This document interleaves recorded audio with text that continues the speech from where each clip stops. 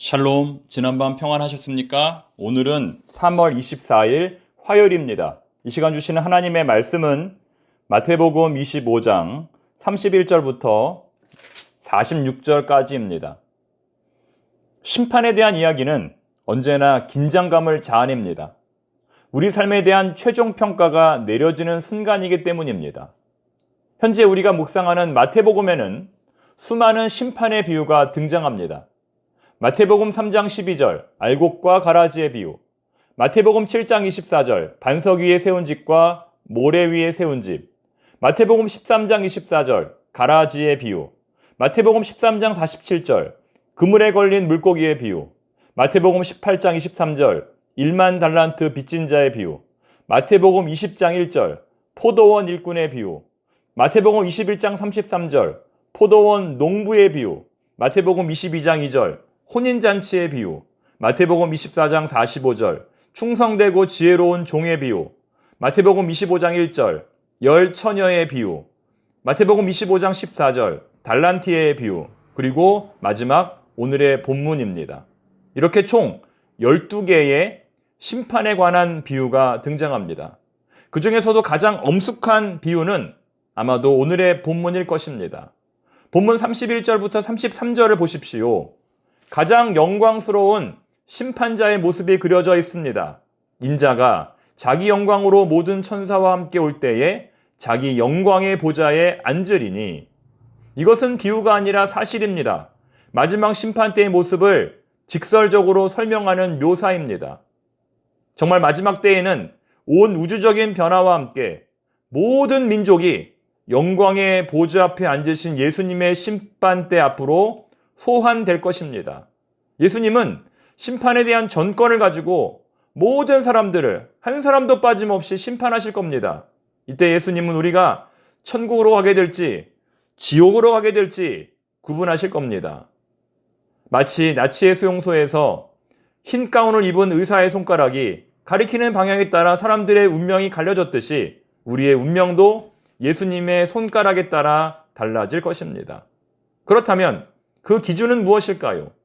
오늘 본문의 말씀은 총 6가지의 기준을 제시합니다.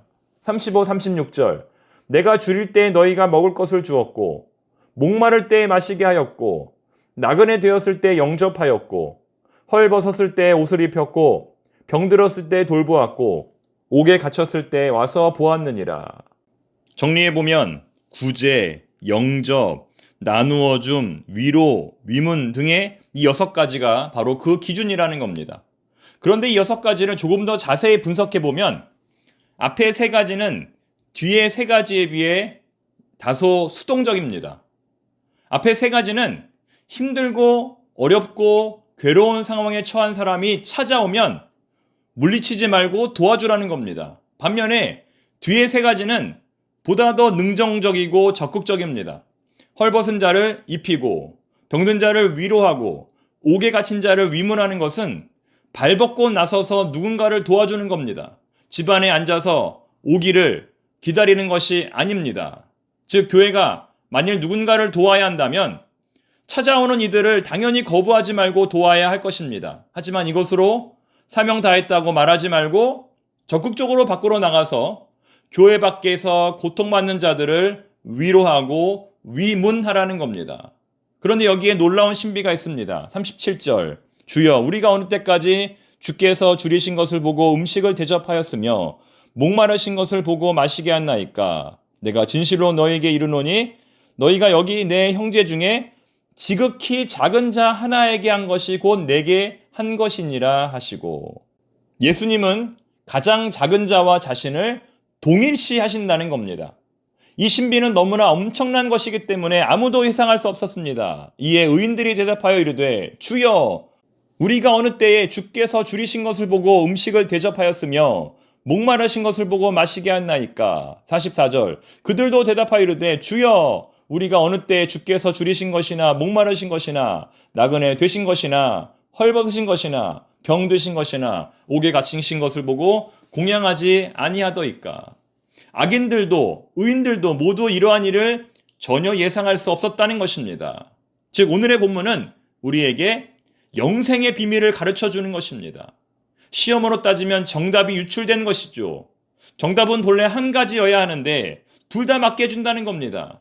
정답은 본래 예수님이지만 그 정답에 작은 자라고 써도 된다는 겁니다. 왜냐하면 예수님과 작은 자가 동의어이기 때문입니다. 그렇다면 우리에게 작은 자란 누구일까요? 유대인 철학자, 2차 세계대전 당시 홀로코스트를 겪으며 타자를 향한 윤리라는 철학을 정립했던 임마누엘 레비나스는 작은 자란 바로 낯선 타자다라고 말합니다. 쉽게 말해서 누구도 대면하기를 꺼리는 사람, 그 사람이 바로 작은 자라는 겁니다. 누가 있을까요? 지금 우리 주변에 우리와는 전혀 다른 세계를 살아가는 사람이 누가 있을까요? 지난 목요일자 3월 19일 뉴스입니다. 잠시 한번 읽어보겠습니다. 울산 울주군 한 빌라에서 생활고를 겪어온 것으로 확인되는 30대 가장과 그의 어린 4명의 자녀가 숨진 채 발견되었다. 숨진 자녀 중 첫째 딸인 B양은 올해 초등학교에 입학한 신입생이었다. 그런데 입학식 날부터 B양은 학교에 등교하지 않았다. 이러한 사실을 담임교사가 경찰에 신고했고 경찰은 안방에서 숨져있는 일가족을 발견했다. 별다른 수입이 없는 A씨는 구치소에 수감된 아내로 인하여 홀로 4아이를 양육해야 하는 상황이었다. 울주군 행정복지센터는 이 가정에 지난해 2월부터 긴급 생계지원비, 주거비 명목으로 총 805만 원을 지원했다. 그 후에도 여러 차례 지원은 계속되었다. 그러나 A씨는 기초생활수급자나 한부모 가정 등 추가적인 복지 지원을 신청하라는 안내를 받았음에도 불구하고 끝내 신청을 하지 않았다. 6살, 4살, 2살, 그리고 생후 5개월의 막내까지 A씨는 이 자녀들을 모두 학교나 어린이집에 보내지 않고 혼자서 돌봐온 것으로 파악됐다. 첫째 딸인 B양이 개교 첫날부터 학교에 결석해 담임교사가 아동 방임이 의심된다고 신고했지만 결국 이러한 비극은 막지 못했다. 여기까지인데요. 여러분 너무나 안타깝지 않습니까? 6살, 4살, 2살, 막내 자녀는 불과 생후 5개월이었습니다. 이처럼 가까운 우리 주변에도 전혀 다른 세상에 살고 있는 이들이 있습니다. 하루하루를 지옥 같은 환경에서 살아가는 이들이 있습니다. 인상적이었던 것은 이 뉴스를 보도하던 기자가 이번 사건의 용어를 분명히 해야 한다면서 이번 사건은 결코 가족 동반 자살이 아닙니다. 이번 사건은 자녀 살해 후 자살입니다. 라고 언급한 점입니다. 작년에만 이렇게 부모에 의해 살해당한 아이들이 무려 88명에 이른다는 겁니다. 88명. 이 세상에 태어난 아이들이 무슨 죄가 있습니까? 죽으려면 혼자 죽지 왜 죄 없는 아이들까지 죽입니까? 우리 주님은 그러한 이들의 형편을 돌보는 것 또한 우리의 사명이라고 말씀하십니다.